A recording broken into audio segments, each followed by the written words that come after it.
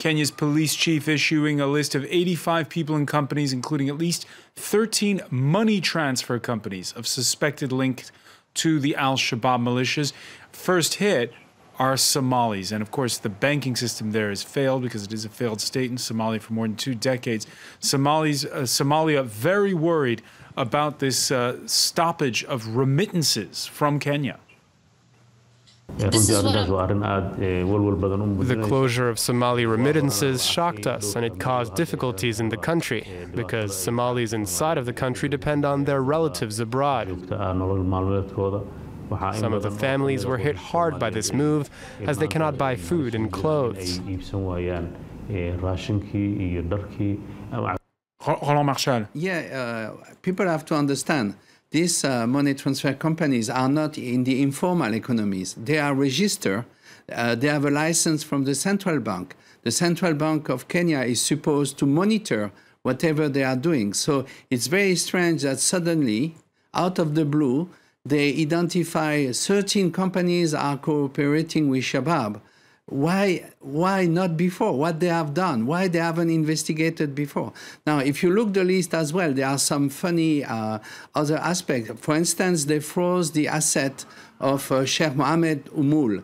Is not known here in France, but Sheikh Oumoul is actually a leading Salafi sheikh in Kenya, who in Ramadan 2010 actually took a very vigorous stance against Shabaab, telling people that actually Shabaab was not behaving as Muslim. They were behaving like sectarian people who should not be considered part of Islam. So it was a very strong statement, the first expression of a division, a split within the Salafi movement against in the support of Shabaab. So you're saying the government should be courting people like this, rather than... I mean, it certainly, it may not be considered as a close friend, but certainly is not the enemy in this war. And now what the government is doing is just behaving like if he were a criminal. He's not a criminal in that war. Christine Mungai, do you think this will just be a temporary measure, this stop on remittances and money transfers to Somalia? Oh, yeah, definitely.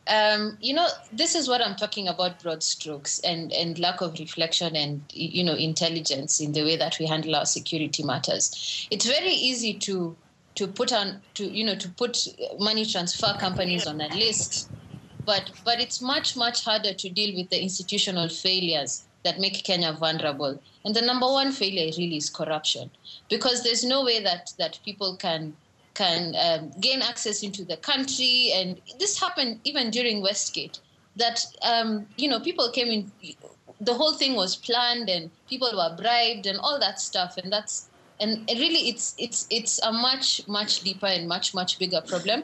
It's easy to just have scapegoats, and this is how I see the money transfer companies as, you know, it's convenient, but it's just a short-term stopgap measure, just as we saw after Westgate, when, you know, virtually the whole Somali community in Nairobi was profiled, and that didn't help because we have had another attack in just over a year.